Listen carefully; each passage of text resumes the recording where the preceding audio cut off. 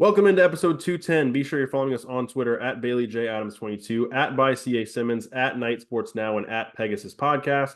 Again, you can email us now at Pegasus Podcast by KSN at gmail.com. Christian, I'd ask how you are, but I think we made it clear on Twitter and just in general. Today's our transfer draft, and you and I are both not looking forward to it. I'm looking forward to it even less since our lovely listeners who we gave the choice of voting on Twitter who gets to pick first overwhelmingly picked you for the number one pick. So have fun with that one. I have a conspiracy about that, but I guess maybe by the way you said that is not the case. I think because this is the first time we've ever put it to a vote. I thought the way I was looking at it is that you didn't want the first pick, so you didn't want to chance it on a coin flip. So you were like, I know they're going to vote for Bailey over me, so I'm going to give him the first pick.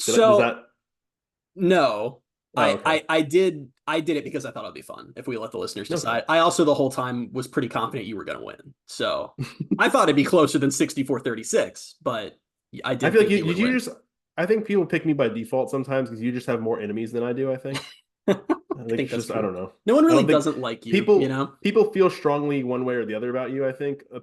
Me, I'm just kind of like, yeah, he's just there. He's the other guy. That's how I feel about this podcast dynamic. That's great because at first I was going to be like, yeah, it's true, I'm a polarizing figure, and then you just kept going and just like talked yourself down so much on the end there. I think people like you a lot because you're not mean to people like I am. I don't think that you're just there. I guess so. But anyway, congratulations on earning the number one pick. I actually am happy that you have it because I'm not. I didn't want it. We've made some rule changes how we're doing things this year, and I believe that the rule changes make it particularly hard on whoever has the first pick. Do you want to explain how we're handling KJ Jefferson following how John Rice Plumlee was treated in our draft 2 years ago? Yeah, so I'll go ahead and recap the last two drafts real quick and then explain what we're doing with KJ Jefferson. The original draft, which I'm not wrong, it was 2022, right? We didn't do one in 2021. That was our first year of the podcast. So 2022. I knew that, but then for a second I just was like, wait, did I miss one? So 2022 was the first one. You won that draft. You had I don't know. I found these lists, and I don't know. I guess this might have been the order that you and I took them. They are. This was your your first pick in 2022 was Terrence Lewis. Correct. Yet you still ended up winning the draft because you picked John Rice Plumlee, Ryan Swoboda, and Lee Hunter. I had Kobe Hudson, Kobe Perry, Kamori Gamble, and KD McDaniel. I don't know why. I always laugh that you went full on alliteration with your picks. It's like that was all you were I know it's not, but it looks like that's all you were focused on in that draft was let's just have it sound nice. And I don't know for sure because I haven't gone back and listened to it in a long, long time. But I feel like that wasn't on purpose. But once I got to Kobe Hudson, Kobe Perry, and Kamori Gamble, I feel like my last pick of KD McDaniel was influenced by the fact that sounds like a you thing. All of their names start with K. So you won that draft 55% of the vote to 45%. Then last year happened. Do we bet? Help me out. We bet Chick-fil-A meals on these. I think so. I don't remember. I don't think I've paid you for the 2022 one. I don't think you've paid me for the 2023 one. I paid you for something fairly recently within the last year. That was my dad. That's right. Never mind. I owed your dad Chick-fil-A. I forgot about that. Yep. I every year, well, not anymore since the series is dead. I would make a bet with Bailey's dad on your dad's a USF grad. I can say that, right? Yes. Yeah. And we would make a bet on the UCF USF game every year. And I'd always I'd lose the most time because I'll get stupid cocky. Like it wouldn't be like UCF's gonna win. Like I would be like UCF will win by 21 plus points. Like that's my bet. I think this time, the most recent time you got him a Chick-fil-A gift card was just the one that he had given you like over a year ago. Yeah. But this one was because of the NIT bowl game, I think, wasn't it? Was it NIT? I thought I bet something on I don't remember. Their bowl game. You did bet something on the USF Syracuse bowl game because you were here. I think that was the whole thing there. But anyway, 2023 draft. I took DeCorian Patterson, Trent Whittemore, Amari Kite, and DeJordan Mask. You took Jairo Wilson, Ryan Davis, Chauncey Magwood, and Xavier Williams. I won that one 91% to 9%. I don't think my draft was that good. Can I explain the Xavier Williams pick? Because I'm sure people who weren't with us last year are hearing that right now and are considering whether they should be listening to anything I say for the rest of the time. you need to look at this through the lens of last offseason. We had heard repeatedly through spring ball that the staff was not thrilled with Timmy and didn't think that he was going to be good enough to maybe be number 2. They just weren't happy with him. And then they went and got a quarterback in the offseason. They went and got Xavier Williams. I didn't know anything about him, but I just put together in my head, they don't like Timmy and they felt the need to go get a quarterback. I guess he's probably going to be QB2. and I was gambling on JRP getting hurt. So I said, I'll take the guy who I think is going to be QB2 because he'll play a ton. So the theory was perfectly fine. Just it was me picking the Charlotte quarterback with no chance of getting on the field that was the bad part. But I'm just saying, who has since switched to DB and then transferred. Yeah, that's also a clarifying point, I guess, with these drafts, with the transfer drafts, is it's a 1-year thing. Yeah. It's not like the fact that you still have Lee Hunter from 2 years ago is kind of crazy. Yeah, man. You have Kobe Hudson. I do, yeah. But that's the thing. I was thinking last year's draft, like I think mine wasn't even that good, I don't think, because like DeCorian Patterson wasn't like overwhelmingly great. Whittemore didn't really do much. Amari Kite was like my best pick probably, and then Jordan Mask was okay, but then he got hurt. But Jordan Mask, if he had not gotten hurt, I think he would have been really good. He had a really strong start to the season, and I think fans recognize that. I think where you lost almost all of the vote is you picked Ryan Davis, who was probably maybe the worst transfer, and then you took Xavier Williams on a gamble, and it just didn't work out. But it was not a good combination. I don't think my draft class last year was worthy of 91% of that vote. It was more so just by default. It's kind of like an election, right? Where like there's one candidate that's like people don't really feel that good about one way or the other, but then the other candidate's like a psychopath, and they're like, well, we'll just not vote. Yeah. I mean, I feel like that's basically what we went through. But yeah, I will go back at some point soon, and I will add up all the who owes what for the steak dinner, the Aussie grill dinner, and the Chick-fil-A meal, because it's all gotten jumbled in my head. We got to do a better job of keeping track of that. Yeah, what are we betting on this? Chick-fil-A meal? Is that our standard for transfer drafts? Sure. Okay. Sure. It makes it easy, I guess. Just because one year we did Aussie Grill, and I don't know whose that was. I'm almost certain that was a recruiting draft because you were upset with you didn't like the idea of doing a steak dinner every year because you felt that those were going to add up over time. So we downgraded. They would have. I was not wrong. Not so far. We still have not finished one recruit draft. Although I guess it's going to be every year because it's just the recruit drafts. If you know what we're talking about, are on 3-year cycles. So that's right. Okay, I see what you're saying. And you've already won the first one because mine have all transferred out. I think that does it. We still put it to a vote, Bailey. Nothing's won until the listeners had voted. All right, fine. All the players of yours that are still here and probably going to play a lot this year, and all of mine who are not here anymore. You never know. Tommy Castellanos had a big impact in the Tulane game. Anyway, we can go ahead and KJ Jefferson. We didn't explain the KJ Jefferson thing. So I think a lot of what happened, and maybe not, but a lot of what happened in 2022 especially is you took John Rice Plumlee. He ended up being the starter. Even if he was up and down that year and he had a polarizing season, people said he has the starting quarterback. I mean, I think it makes sense that you won the vote. So with this year, this was your idea.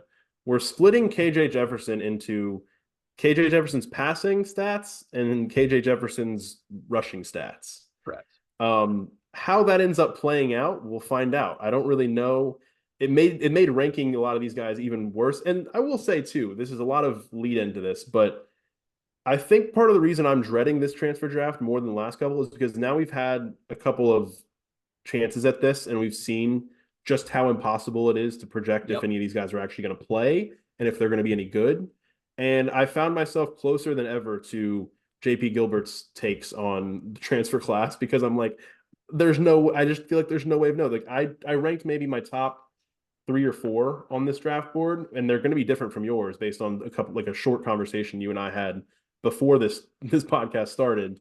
But once I got past like 4 players, I was like, I don't know what's going on here, and I think this is going to be a disaster. So, well, what's tough, and I'm going to give away some of my strategy here because this exists more for entertainment really than for us to win the draft, even though I really badly want to win and take it deeply personally when I don't. But they took just the sheer number of transfers they took between these 2 cycles. There are certain positions where I'm like, I know that there are going to be multiple transfers who we feel good about now, who will start and probably be very productive, high-level contributors. I just don't know which ones they're going to be. Like the secondary, right? Like Brian Threats, Sheldon Arnold, Mac McWilliams, Antoine Jackson. I'm sure that some players from that group will be very good, and we'll talk about them a lot over the course of the season. I don't know which ones. I don't think I'm going to touch any of them because I don't know which ones are going to play and which ones aren't. Yeah, no, it gets crazy after the first couple for me, and then I'm like, hopefully this works out. And yeah, the splitting of KJ Jefferson, we'll see how it plays out because it could be a thing where one of us we're doing 4 picks each, so one of us could sink 2 picks into KJ Jefferson. Which that's a lot of pressure for KJ Jefferson to. That's the first time I've thought about that actually. Yeah, because I'm like, well, what if I'm not really necessarily even thinking like, what if he's bad? It's just more like on the off chance that he gets hurt, then like that's 2 of your 4 picks in this draft are I gone. do think that I don't know. I think if you had all KJ Jefferson, you'd win the draft. I just think that whoever has the starting quarterback is probably going to win the draft, right? I guess if maybe I I don't think know. because I don't know. I don't know. John So I Rice guess Plumlee was let's flat out bad in 2022, and I picked him and won the draft. So because people are like, oh, he's the quarterback. So I don't know. I feel like having KJ is and KJ is actually good, I suspect. So yeah. So let's start. Let's all go ahead right, and get this going so that we let's can get get it your over number one pick. quicker. My number one pick, as voted on by the fans. Thanks for putting this on to me, I guess. I'm taking KJ Jefferson's passing. Okay. Um, I just felt like this was, I don't even know. I feel like this was the safest bet because regardless, I feel like his volume stats for passing are going to be better than his rushing stats. He's the starting quarterback. If you look at his past, the last few years at Arkansas, he had around 2021 and 2022, he had 2,600-ish passing yards, 21 touchdowns one year, 24 touchdowns the next year. And then last year he was 2107, 19 touchdowns, 8 interceptions. So even like a little bit better than last year. If he goes 2,500 yards and throws for 22 touchdowns and doesn't turn the ball over a ton, I feel like that's going to be good for the vote. And I will say this, I didn't actually preface this draft like I did last year. I was planning to. I told you last night, I was like, my goal here is to put together a draft class that I can justify to myself in December when we do this vote. And you said the exact same thing last year. And I didn't remember saying that, but then I was like, well, I won last year's draft, so let's do it again. There you go. And I think if I had taken anyone else with the first overall pick other than KJ Jefferson's passing stats or passing, I would not have been able to justify it as well in December. So that's my first pick. So I'm sure we've said the stat on the podcast before, but we were talking about it a couple nights ago over text. A UCF quarterback has not thrown for 20 passing touchdowns in a season since 2020. Didn't happen in 2021, didn't happen in 2022, didn't happen in 2023. That has to happen this year, right? There isn't a scenario where KJ doesn't throw 20 passing touchdowns. I hope so. I mean, yeah, he missed it last year by He didn't one last at year. Arkansas. He was also banged up a little bit last year at times. He was hurt and he had the OC he didn't vibe with. I think Yeah. last year's a little bit of a, and his stats are still good for last year, but I think that his junior year is probably more representative of what we're hoping to see from him, where he threw for 24 touchdowns to 5 picks. I don't know. I know that it would mean me losing the draft, but I really pray that comes through because it's the come down from Mackenzie Milton to Dylan Gabriel of just like 30 plus passing touchdowns in a season over and over to like nothing has been jarring, and I'm ready for that to stop. But okay. I got so used to it because like Mackenzie, I don't know what the numbers are. You might know him better than I do, but Mackenzie was obviously 17 and 18 were huge numbers. And then Dylan in 2019 and even 2020 had a shortened season because of COVID. He had a lot of touchdowns. So I feel like the Milton last few threw years 37. Yes. In 2017, he threw 37 touchdowns to 9 interceptions. In 2018, where he only played in 10 games, it was 25 touchdowns to 6 interceptions. I think the further that we get away from those seasons, we're kind of, I know like everybody's obviously like knows how good those teams were. I think we kind of are forgetting what that offense was like. Milton had 45 total touchdowns. Yeah, I know. It's a lot of touchdowns. It's a lot, man. I miss it. All right. Number 2 pick for you. Well, I have no idea. Number one pick for me. Well, yeah, but number 2 overall pick. I actually am here supposed to say my pick, and I have no idea what I'm going to do. I almost just want to like ask you, like man to man, are you going to take KJ's rushing if I don't take it with this pick? Do you want me to wait? I don't know. No, I can't tell you that. I think it would be cool if like the NFL teams did it this way. Like the Jaguars just call up the Bills, and they're like, "Are you going to take this guy if we don't draft him? Like, can you not? Because we actually were open to wait another pick." Yeah. Okay, just because I'm not even really sure who I'd take otherwise, I'm going to take KJ's rushing stats. So we're going to go ahead and we'll split KJ's stats. This is going to be so great because now there are going to be games during the season where KJ drops back and I'm begging the pocket to collapse. I'm like, come on, just please, like whoever they come up with at right tackle, I'm just like fail. Like, come on, give them a reason to bail out.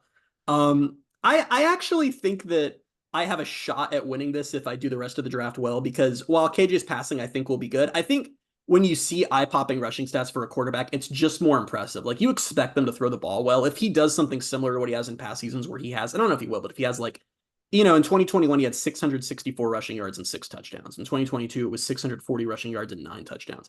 If he replicates that, that's impressive. That's like starting level running back for some teams' numbers. And it's interesting that you say that.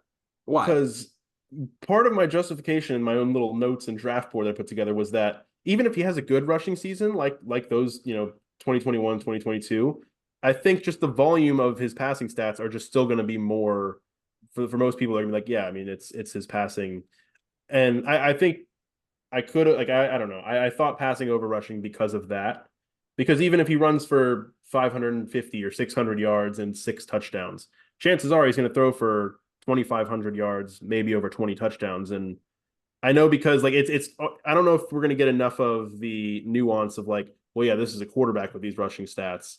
I think it's just going to be more like, all right, I mean, the quarterback. Well, I'll be banging had the a good drum on passing Twitter season. nonstop. I'll be like, did you guys see that 6 yard run Building by KJ to pick narratives. up the first down? I'm trying to look at past. So, like, is it fair to say it sounds bad when I say it because it was forever ago? Is it fair to say that the last time Gus had a truly high level dual threat quarterback that worked was probably Nick Marshall? Has there been anyone since then? Probably. I Because don't then he think just so. ended up stuck at Auburn with a bunch of not dual threat quarterbacks like Jarrett Stidham and Bo Yeah. Nix and stuff. So Nick Marshall in 2014 completed 60% of his passes, threw for 2,500 yards, 20 touchdowns to 7 picks. He rushed for 798 yards and 11 touchdowns. I think the rushing yards look cool. I think that's like, oh, wow. 20 only 20 passing touchdowns would probably sink me. Yeah. Because to 11 rushing touchdowns, like that's the thing is I don't, and this was another reason that I was maybe going to wait on the rushing stats was I think because of RJ Harvey, because of Penny Boone, I don't know, like I feel like they're all going to just split these rushing touchdowns. I think like more likely than not, KJ runs for 5 or 6 touchdowns, which isn't bad. It's pretty good. They're going to have to. I'm curious though, because basically the whole Gus Malzahn era, they've had trouble in the red zone. And I am curious if a potential solution for that is they just use triple KJ option. like a tank and he triple option with RJ, Penny, and KJ. They're going to have to do that at some point, right? Like that's going to have to happen. Yeah. Oh my God. Who's stopping that? Who is stopping? Wait, what? Wait. Is there any reason to throw the ball this season? Can't they just run that triple option the entire season and be set? But I don't know. I do wonder a little bit if in those goal line situations, if they're just going to let KJ tank his way into the end zone. I don't know. We'll have to see what they do. That's now that you've taken that with your pick. That's what I'm nervous about is that he really could just rack up. It could just be like Daryl Mack when he. That's exactly what I was thinking of. Where it's like they get inside the 5 or 6 yard line. And it's just like, all right, he's massive and he will get into the end zone. I'm imagining in my head, it's like I don't know, like the Florida game or something. It's like a key touchdown. UCF's at like the 3 yard line. It's just like a simple like option and KJ keeps and scores. And you're just like, damn it. It's like all the UCF fans around you are up. And you're like, RJ would have been open. Why don't you just give him the ball? It's going to be bad when it's like 4 games into the season, he already has like 8 rushing touchdowns. So I'm like, all right, I'm cool. Well, this is interesting too, because which is he going to, I did not think we were going to spend this much of the podcast on KJ's passing versus rushing. Which is he more likely to like feast on in those the fake games that the season starts with? Like, is he just going to chuck the ball downfield a bunch, or is he just going to like bulldoze into the end zone? You might pick up some stats there. I'd lean toward passing just because one, maybe that's what they want to iron out a little bit more, just because of, there's Kobe, there's Xavier Townsend, there's some new receivers after that. And then also why run him a bunch in those games and put him in harm's way? Exactly. I know he's a tank, I know he's gigantic, and it's like I've found myself this offseason, and this is not the way to look at it because anybody can get hurt. But I've kind of looked at him as like he's just indestructible because he's massive. He's coming off a season where he was hurt the whole year, and you're telling me that he's indestructible and there's nothing to worry about. He was banged up. Did he miss? How many games did he miss? He didn't. I don't think he only missed like 2 or 3. He just was banged up. It's such a difference to me in my mind of going from John Rice Plumlee to KJ as far as like the injury proneness. So that's why I'm like thinking he's massive and he's not going to get hurt. So I like the big lie of football is I feel like sometimes people think of it almost like a video game, like, oh, the player's hurt or he's not. The college football is really violent. All the players are very banged up by midway through the end of the season. Like that's just kind of the way it goes. And that's why I'm so particularly excited for RJ and Penny Boone to pair together, because I think it's going to keep both of them really fresh late into the season, and that might help them out a lot. But I don't know. I feel cautiously optimistic having his rushing stats, and I'm ready to start a campaign this entire season just hyping up what an amazing rusher he is to try to subliminally affect our Twitter audience. But we'll see. What also could help you is if the offensive line isn't great. I don't really know what to expect from the offensive line. I'm gonna level with you. I'd rather lose the draft with a good offensive line than watch a season of KJ not being able to get a pass off because of how bad someone is on that line. But yeah. All right. Funniest thing you can do now is take an O-lineman. But go ahead. I'm taking Penny Boone. Okay. I did not think. So here's what I thought was going to happen. Here's how my board went up. I thought I took KJ Jefferson's passing. My number 2 ranked guy was Penny Boone. My third was KJ Jefferson's rushing. So I was like, if you get Penny Boone, I'll just complete KJ.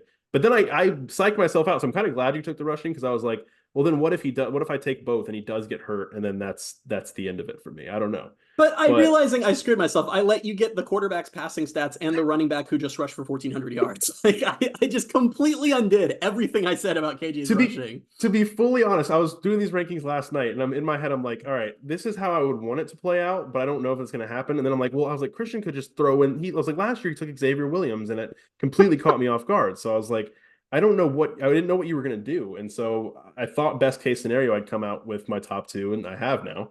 Because even like obviously RJ Harvey's a starting running back, and he last year ran for over 1,400 yards. He had 16 touchdowns. He also caught 2 touchdowns. And obviously with Penny Boone, he ran for 1,400 last year at Toledo. 15 touchdowns. Not going to have the same volume of carries that he did at Toledo. But which is fine.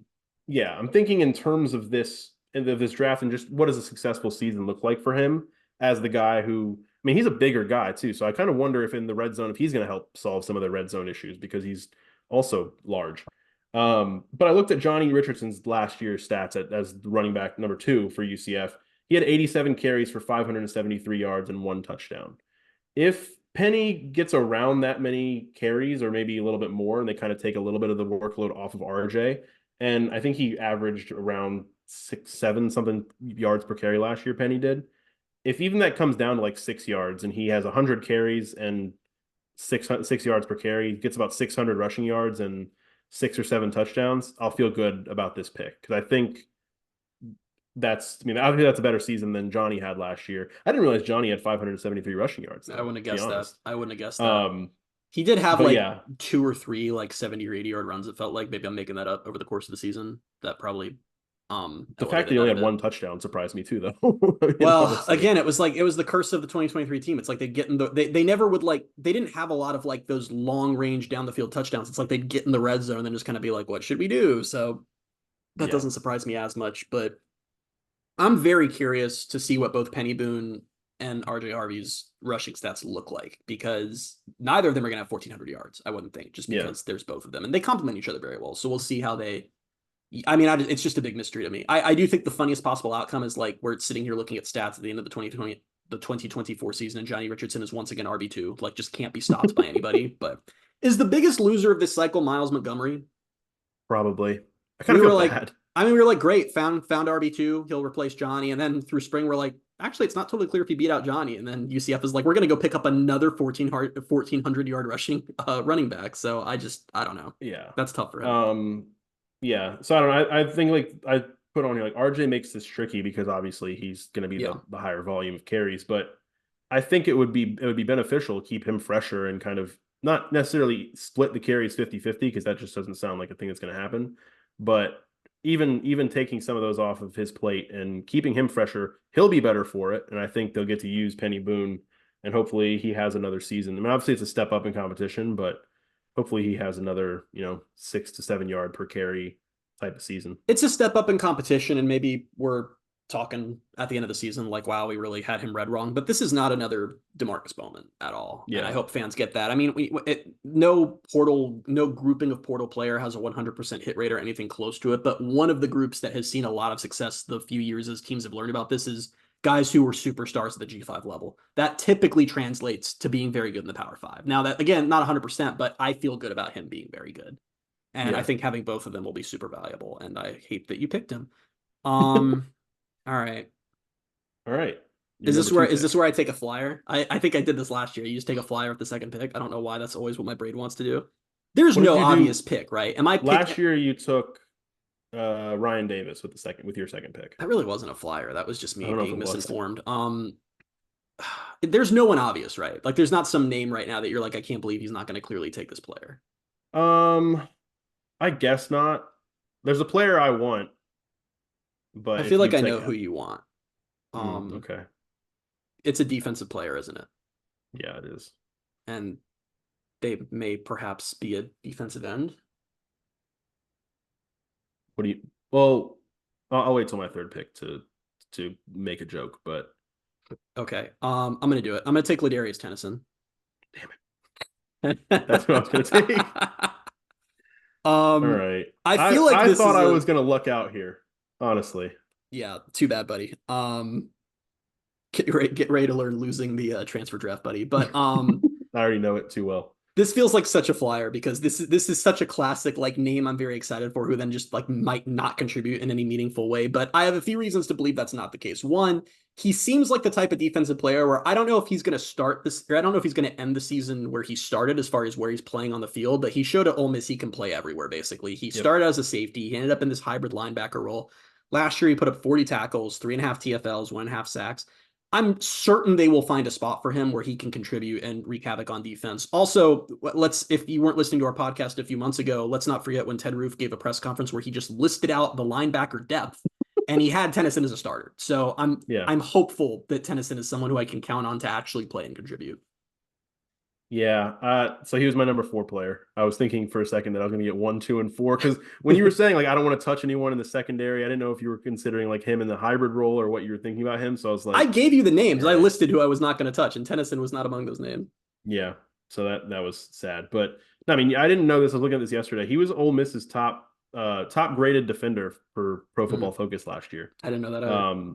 And I think this was the reason I want him is because, like you said, he could play pretty much anywhere. So like they'll find a spot for him, whether it's at linebacker or if they put him in that hybrid role, put him at safety, at nickel corner. I feel like they have like 8 nickel cornerbacks though. That's the one part. That's like I don't know what they're going to do there because they have a lot of guys that can play in the slot. But yeah, now I'm sad. What else is new? The other thing for him is I feel like he's Fair. someone where if he plays well, he's a name fans will know. Like he'll have explosive defensive plays where he can sort of become a name like that. Like I always that's another reason that I've always like in all of these drafts been afraid to take some guys in the secondary because it's like there can be a really good corner who the fans just aren't gonna notice or know about. So I feel like he's not fall into that category. You know what's stupid is I was like, because I wanted to get him. I wanted him to be on my team.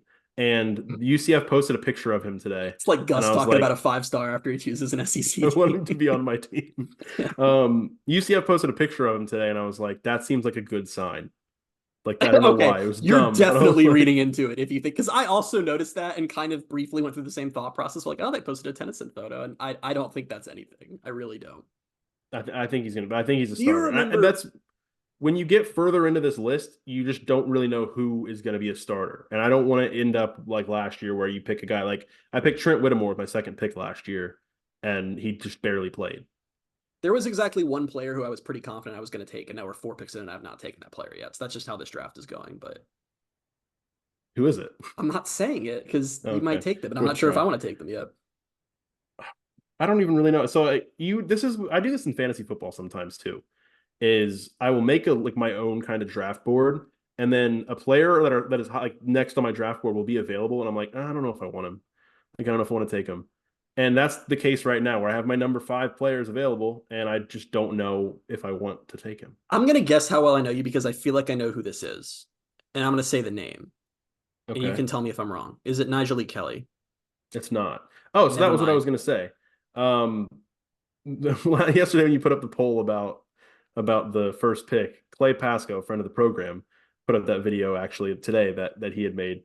It was a very good video. But he had said, "Can I announce a draft pick?" And I said to you, I was like, "I don't know how that would even work." And then you said, "Sure." And then he said, "With the 3rd pick, Bailey picks Nigel Kelly." And I was like, "That's not how that works." That's really more making a draft pick than announcing a draft pick. But I also wasn't going to pick him with my 3rd pick.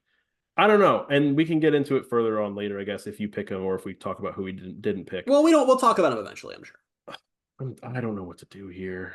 I'm gonna regret this. I'm gonna skip over the number 5 player on my list, and I'm gonna pick the number 6 player on my list.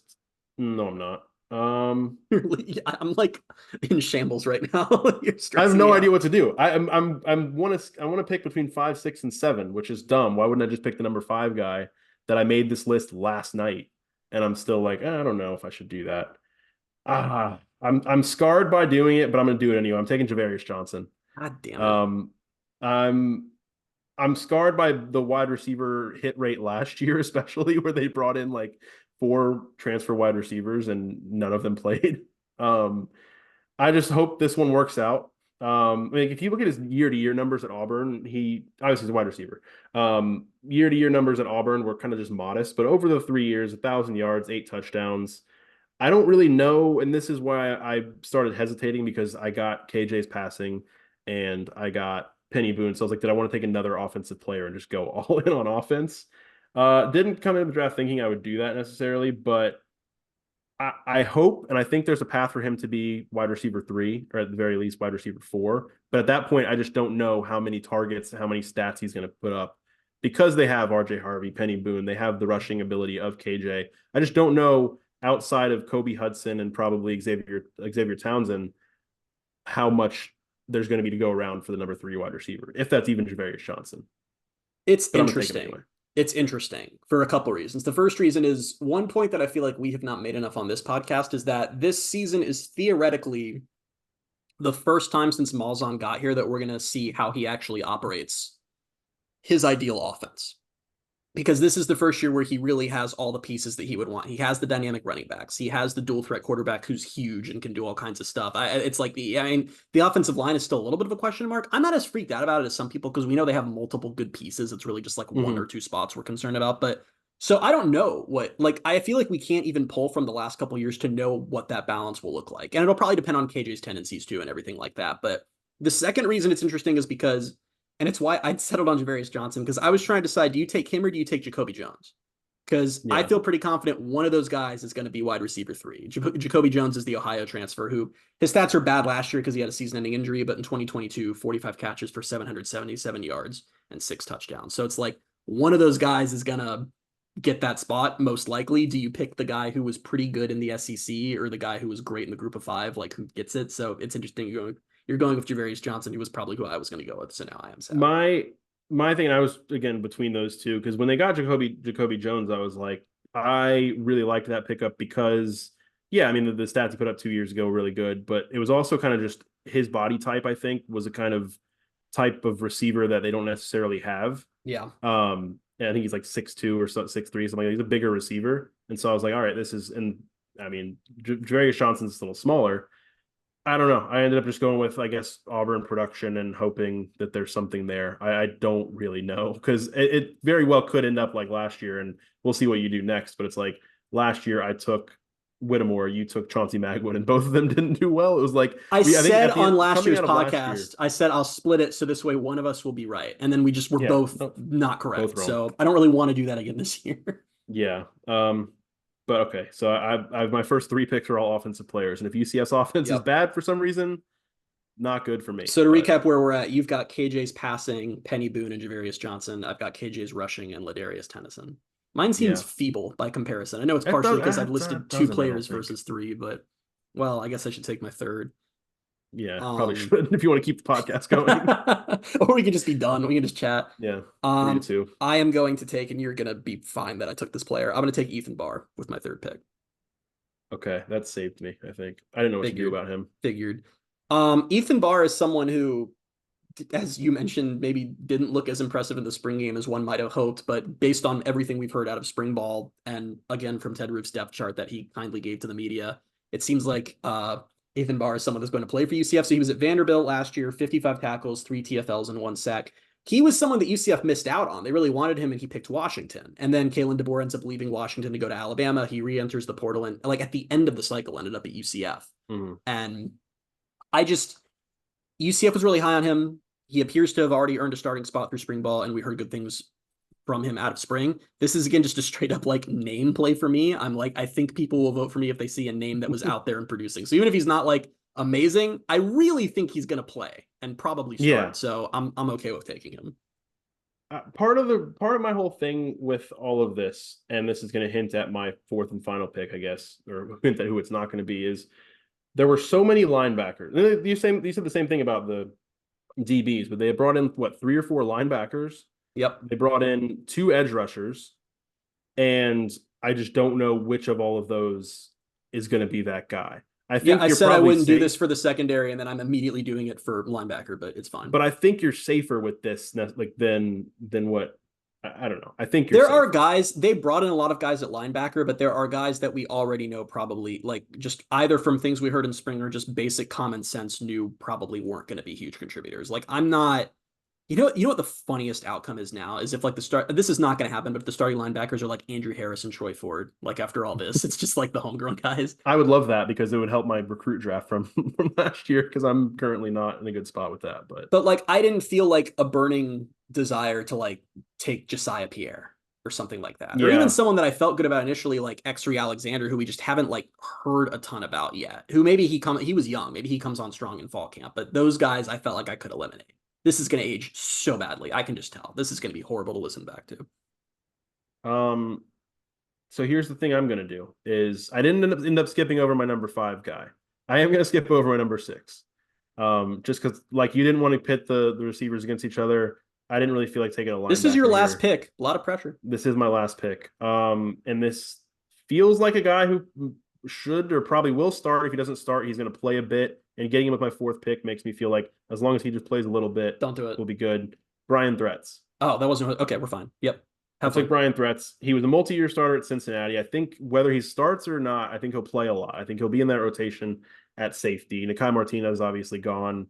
I'm drawing a blank on all the other safeties that exist. But I think there's probably 3 or 4 in that mix. I think he's probably number 2 or number 3 at that position. I think this might be risky for the whole like end of the season vote because he's a hard hitting guy, and I think way to describe it. He's a hard hitting safety. Fans love hard hitting safeties until they don't. So that's the thing. It's if he hits like all the big hits, if they don't lead to penalties and ejections, it's going to make him a fan favorite. People are going to like him. But if he does end up getting if he gets ejected for targeting once or twice and is a problem, then people are going to make him a scapegoat, and it's going to look bad for me. I was literally going to say, if we were to rank all the players on UCF's roster and like set odds for like most likely to swing a game that UCF was winning by committing a really bad penalty in a key moment, it would be Brian Threats, right? Like he would be probably number 1 on the list. This is what I love about college football these days. Could you imagine, travel back with me, Bailey, to the first weekend of November. You and I were in Cincinnati in the stands watching UCF play Cincinnati. Could you imagine if at the moment we saw a Cincinnati player get ejected from a game for hitting a ref, that I had time traveled and told hitting a ref is very. I told you you're going to take him in your transfer draft a few months later. That exact player who is now walking off the field to booze up the home crowd. You're going to take him in your transfer draft. Favorite hitting is a broad term. I don't think anyone actually knows what happened. Right? Like it's not on video. I don't know that it is. And I know UCF, when it happened in the game. You and I were there, and they said, we didn't see it. I think the PA announcer said Brian Threats has been ejected. And then I said, wait, because we were still celebrating, I think, a touchdown. And so I think I said to you, I was like, wait, did they say someone just got ejected? You and I, we didn't know what happened. We realized, did they say someone? If you'll listen to Mark Daniels' call of the game, Mark Daniels makes it sound as if he literally murdered a ref on the field. Mark Daniels was like, oh my God. Based on Mark Daniels' call, I don't know. But I also just, maybe Mark Daniels doesn't make the call that way if he knew that was I think it was on video because I think I watched it. I remember Let me try to find it. I was watching the highlights recently, and I sent you, and I was like, I think they showed after the touchdown. I think he just kind of bumped the ref. And I typed in Brian Threats on YouTube. The first autocomplete is ejection. That's good. This is risky for me, but I think I can bear to take a risk on a guy who will play and potentially start at safety. Like I think I'm safer than taking a guy who maybe is going to play. I'll wait till you take your last pick before I talk about the edge rushers. But did you find it or no? I'm double checking that. What number was he at Cincinnati? Do you know? Oh, I don't know. I have no idea. Oh yeah, this is him. Yeah, because the first video that comes up is a video with 1.2 million views. I'll just read. I typed in Brian Threats ejection. The first video is 1.2 million views. East Carolina running back gets cracked, and Cincinnati DB is ejected for targeting. And it appears to be Brian Threats. Yeah. A problem he had at Cincinnati. Hopefully a problem he doesn't carry over here. But we texted about this a month ago. You said I told you it was. Do we want to air text on the podcast? You've done it to me. Yeah, but that's okay when I do it because I know what it's going to say.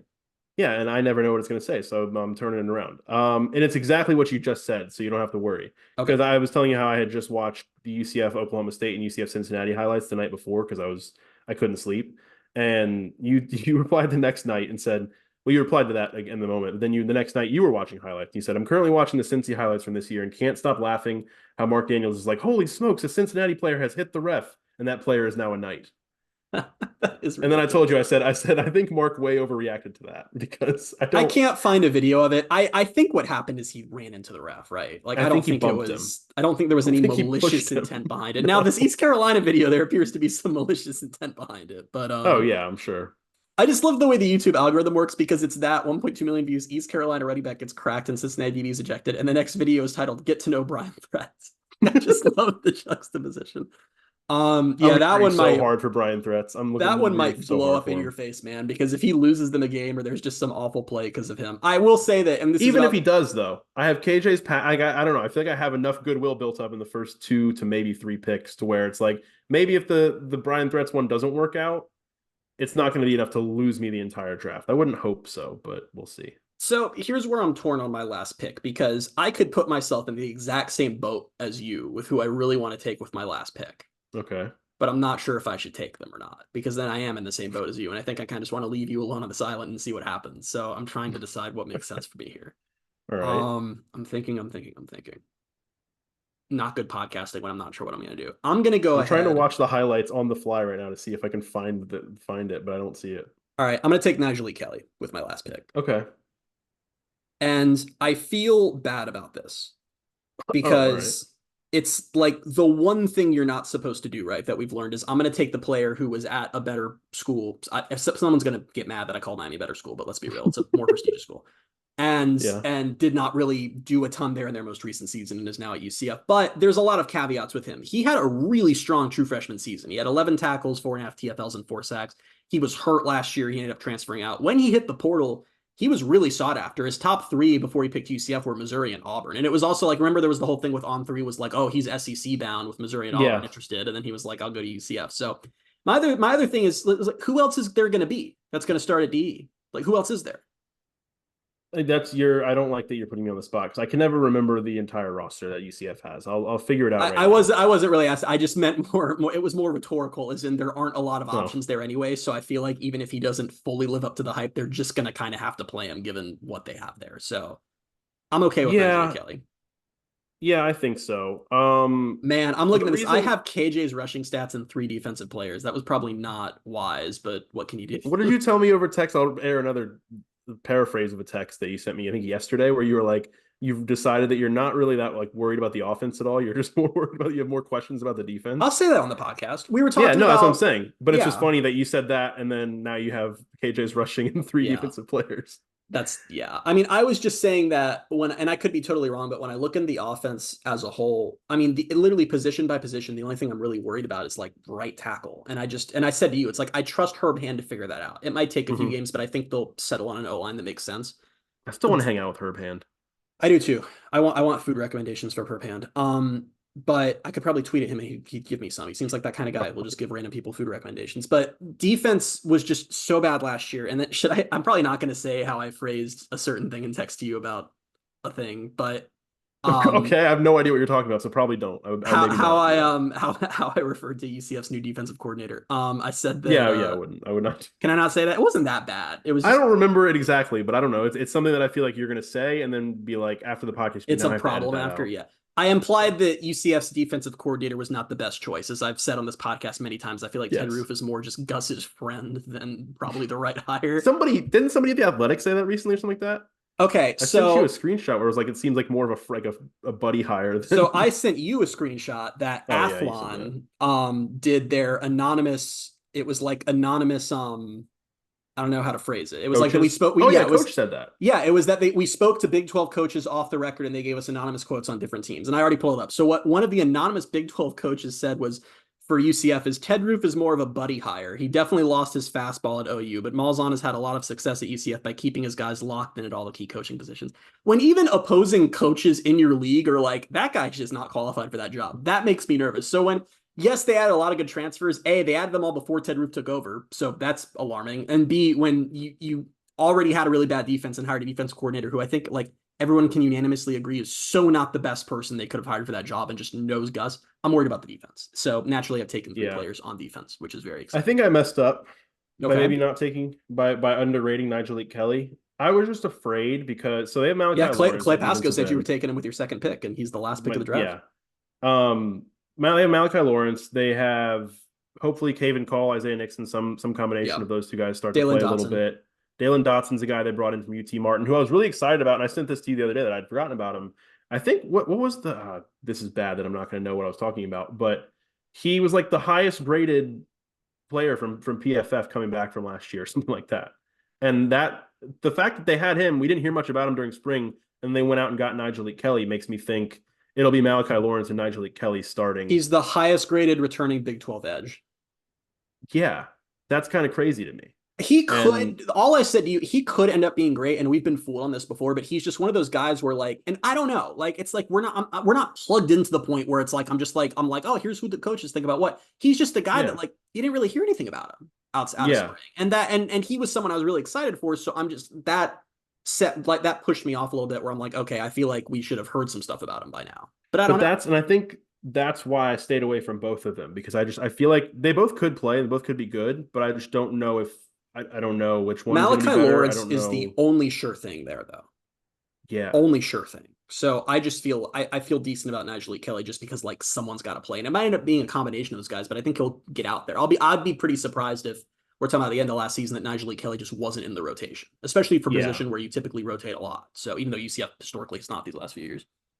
Yeah. I'm hoping, and this isn't really just because of the draft. Maybe it's part of the draft, but I hope we see more of some of the recruits. Like I hope we see Caven Call. I hope we see Isaiah Nixon start to see the field more, because that'd be fun. And you might, because guys like Andrew Harris was on special teams a ton last year, and I think Isaiah Nixon was too. So those are guys who you might start to see. Hopefully, Isaiah Nixon is one that would be exciting just because of the implications of how they beat out Florida for him and everything. But yeah, who's the best player? Curious about Jamal Johnson too. Honestly, he's someone I completely forgot about. That is not a name that has been on my mind. Who's the best player we didn't take? Like, who's going to be the player where we're going to look like idiots that we didn't draft them? Because I almost took him. The highest ranked player on my very official big board was that no one took was at 6 was Deshaun Pace. I was literally going to say Deshaun Pace. I feel like that's going to age badly. That neither, because he feels like another starter. But he's the one I didn't take because I thought it'd be more funny if you just have Brian Threats and then I don't have Deshaun Pace, because then when like the play that ruins the season is like them both doing something, I'm not involved in any way. But I was listening to The Athletic did a Big 12 preview that I was telling you about. Justin Williams is the Cincinnati beat writer, and they were talking about how they feel like UCF is a dark horse contender in the Big 12. Popular take right now. And Justin Williams, who would know since he covers Cincinnati for a living, said that Deshaun Pace and Brian Threats are, I'm paraphrasing, but he said they're interesting because they're really good players. I have the text at least. Oh, so you can read it. Yeah. Go for it. You said Justin Williams said Pace and Threats will be interesting for UCF because when they're playing well, they're quote elite, but that they'll also unravel and do dumb things or just blow a coverage. Yeah. So we'll see. It's exciting and scary all at the same time. I think, and then part of it, and I'll go back to my Threats reasoning. I don't really have to expound on any that much more, but like, as long as, again, like that's the extremes. If he costs UCF a game with like a targeting or a blown coverage, something like that, that will be very bad for me. But like, I don't know, if he blows a coverage once or twice, like here and there in the season, like that happens to DBs and fans typically forget about it more. Yep. It's if he costs them the game, or if he gets ejected multiple times, which some of that is maybe because, he's a hard-hitting guy. He's had some bad hits in the past, but some of that stuff is like, how often do you see a guy get ejected multiple times in a season? Like, if he comes out again and gets ejected twice this year, that will be stunning. I Googled Brian Threats ejection, and the ejection I wasn't looking for popped up. No, I know. Like, I'm aware. That's all I'm saying. I don't know. I don't and listen, maybe, I don't know. I'm not naive enough to say that, maybe UCF will like coach them in a way where they'll stop doing that. I think at that stage in your career, you just kind of are the player you are, but I don't know. We'll see. I don't think you're going to lose the draft over a blown coverage, because like you said, fans just forget about that. And plus if the coverage is so blown, he's not even in frame, like the TV audience won't even know it was him. But I don't know. I worry about some key moment that we're all going to remember of, oh man, remember they were about to beat Iowa State or something, and then he had that stupid penalty that extended a drive. Like that's what I worry about, because those really stink fans too. The two that we didn't like, it was Deshaun Pace and maybe Extree Alexander. Like you mentioned him earlier as a guy who like Yeah. maybe with time either in the fall or just throughout the season because he was a freshman last year. So I think, and I'm really hoping he does play well and he turns out to be a guy who even if he rotates in and plays well, like at least a guy they don't have to worry about where it's like, all right, now let's go rebuild our entire linebacking core again next year. I was going to say Like he's so young that he can be a guy who he's just a solid rotational piece this year, and then he's part of their future plans. Yeah. One more name I'll throw out is Sheldon Arnold. I just Yeah. he's too recent of an addition. I just don't know enough to feel comfortable taking him, but it wouldn't surprise me if he ends up being really good. I didn't know what to do with a lot of the secondary guys. Like he had 4 interceptions. He had made a lot of plays last year at Eastern Tennessee State. He had 4 interceptions, 3 forced fumbles, and 3 fumble recoveries. But I was staying away from him because of we don't really know who's going to play in the secondary, and it just feels like a risk. And two, we saw with Richie Grant that one year he had like 6 or 7. Was it interceptions? He had like 6 or 7 interceptions. Yeah, he had like next year, 6 or 7 interceptions. Interceptions are so I mean, we talked about the main reason we were so excited for DeCorian Patterson last year was because he led the nation in interceptions. Did he have any for UCF this year? I don't know that he did. Yeah, and he really didn't even break in the rotation until later in the season. Arnold and then Mac McWilliams, who I just don't know enough about. I know he's a team captain at UAB. Yep. That's all I really know. Another corner that might play. Antoine Jackson's another one in the secondary who might rotate in, but I really don't know. So it's just tough to say right now. Yeah, I feel better coming out of this than I did going into it, but I don't know. I think I can justify these to myself in 6 months. I never for 1 second imagined that I would take half of an offensive player and then 3 defensive players. So that it was a decision on my part. Yeah. My best bet going into this was like get the person I wanted at number 1 overall since I got the first pick, and then just hope that you did something that allowed me to get Penny Boone. And I did, basically. So, yeah. There you go. So we'll see. Cool. All right, that's it for the transfer draft. So do you want to recap it, or I think we got it? Yeah. So you took KJ's passing stats, Penny Boone, Javarius Johnson, and Brian Threats. I took KJ's rushing stats, Ladarius Tennyson, Ethan Barr, and Nigel Lee Kelly. Yeah. Cool. Okay. We'll have that vote. We'll have that poll up at some point in December or January, and yeah, we'll probably wait to post it until after UCF's playoff run is done. So stay tuned. Or we'll post it instead of them playing a bowl game if they don't make a bowl game. Don't even put that in the universe. Come on. You were the one who we both put it in the universe when the playoff schedule or the bowl schedule came out, and we were like, all right, we know that the Gasparilla Bowl is whatever day it was. The fact that you and I both independently decided to make that joke doesn't say good things about us. So you sent me the schedule, and that's what was my big takeaway was the Gasparilla Bowl, and I sent it back to you, and you replied with your own. You'd already tweeted the same thing. And I was like, all right, we gotta stop being friends.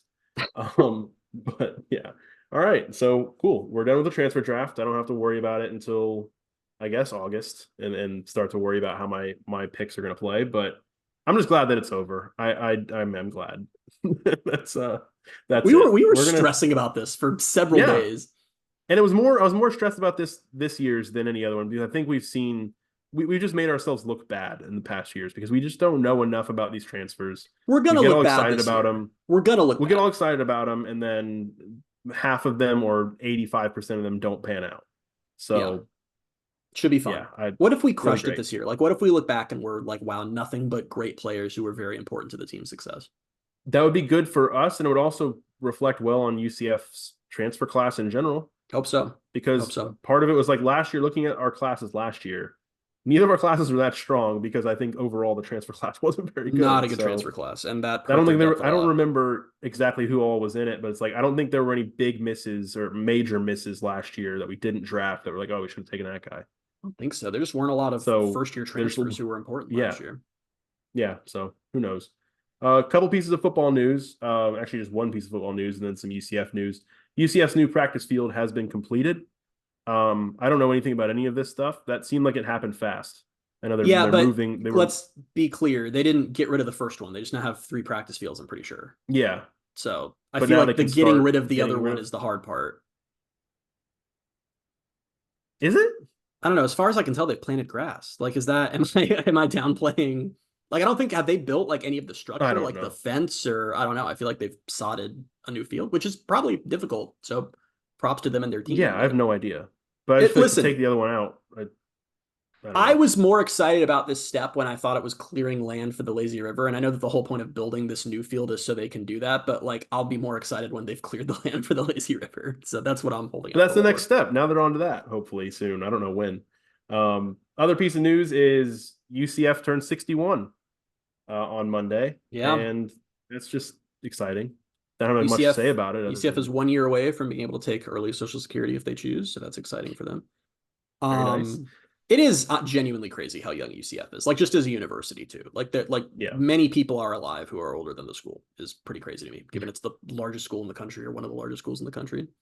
Yeah, and I referenced it earlier. It's actually something that Clay Pascoe, a video that he had made from Christian, got really philosophical at the end of the post spring game podcast, just talking about how young UCF is and how cool it has been to just watch traditions be built. And I don't even remember what sparked that, if it was maybe just a Knights versus Knots thing or whatever it was. But you got really really sentimental there at the end, and Clay turned it into a great video, which we posted today for UCF's 61st birthday. So go to @Pegasus Podcast to see that. Really well done video by Clay. He did send you a message that I took as a threat, where he was like, I can make more videos of Christian, which he was like, I need to clip Christian more. Yeah, I don't agree with that. I think we're okay. But that was a really, really awesome video. He's a very talented kid.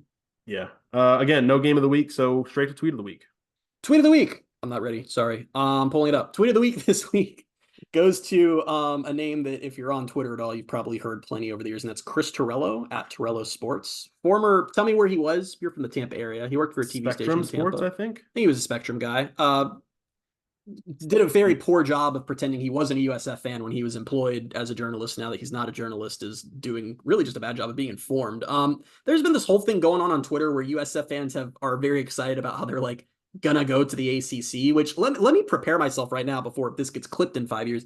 I do believe there is a path for USF to end up in the ACC in the next 5 years. I think, when the ACC collapses, similarly to how the American at the Big East did 10 years ago, and Clemson, Florida State, North Carolina, Virginia, Miami, all those leave. Yeah, I think USF is probably first on the list or near the top of the list to help rebuild that conference. So congratulations on being in a very bad ACC. But whatever, that's all been going on. Chris Torello tweeted about the idea of USF going to the ACC. He tweeted, discussions have been ongoing. USF team has been working hard to make inroads over MK's tenure to become an ACC team. I still think Big Ten door is open, even if it's just a crack. AAU is a big deal to a conference that does care about academics and research. Stay tuned.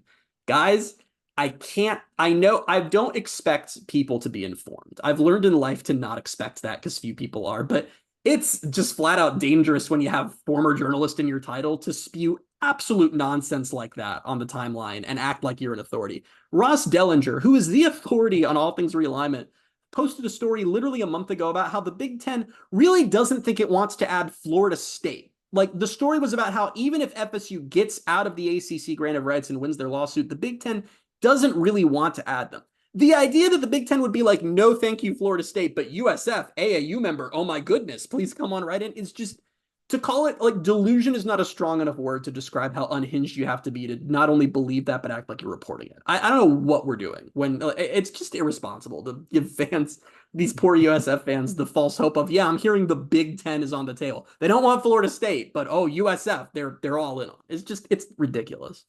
You sent me that tweet last night, and I replied with the Obi-Wan quote. I said, that is a name I've not heard in a long time, because there was a period of time there. I think it was when he was probably at Spectrum, and maybe he's still been around, maybe more. I just don't think I don't follow him, but he would be in the middle of a lot of USF, UCF online stuff. And when you sent me that, I was like, that's a name. Which he would always start it like, unbiased journalist here, but I think UCF sucks. Like, I never understood like why he thought he could pull that off. But yeah. So congratulations to USF fans on your impending Big Ten invite. Could you imagine the Big Ten inviting any Group of Five program, the richest conference in college athletics, at a time when TV contracts are shrinking and schools are like afraid to add anyone at risk of diluting the pot more, that they're going to be like, yeah, we'll go get USF. That sounds great. Even though FSU, Clemson, North Carolina, and Virginia are all actively like, we would like to join your conference. They're like, no. We hear that there's a small football program that plays in the Buck Stadium that might enjoy being in our league, and we'd like to add them. So congratulations to USF fans on your Big Ten invite. Yeah, not much to add there. That's the power of AAU, man. I hear the Big Ten's expansion plans also feature Rice. It's going to be an interesting round. Yeah, I think so. All right, that's it. that's it. We got We're the done. transfer draft out of the way.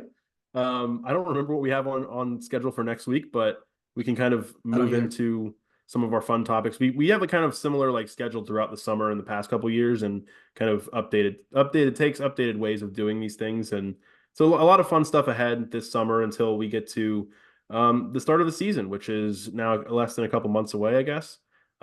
Which I just can't wait. And you probably put this in better perspective today than I did. I was like, I can't believe it's only June 10th. You said you're purposefully just counting down until EA college football comes out in about a month and a week it is. That's probably a better thing to look forward to, because that will then once I get there, we'll only have about a month and a half left. So come July 19th, there will be a game in the bounce house. It will just be on my TV, controlled by me with uniforms of my choosing. So that's what I'm and only on your TV, unless you plan on becoming a Twitch streamer or something. Yeah, remember to like and subscribe, guys. We're gonna have a great let's just YouTube stream us playing EA college football. I'm sure there have to be at least 3 or 4 people who would watch that. So it sounds like fun. Sure. Yeah. It's a joke, and we're not doing that. No, I know we're not doing that, but I think you're right. I think a few people would watch it, and I'd question those people. But thank you guys so much for listening. We'll be back next week with episode 211. Until then, you can find us on Twitter at Bailey J Adams 22, at by CA Simmons, at Night Sports Now, at Pegasus Podcast. And you can reach us by email at Pegasus Podcast by ksn@gmail.com. The wrong one that we had a couple weeks ago is still stuck in my head. So it's like I got to make sure I get the right one right. And so that's just going to live with me forever. But thank you guys so much for being with us, and we'll talk to you next week. Bye, everybody.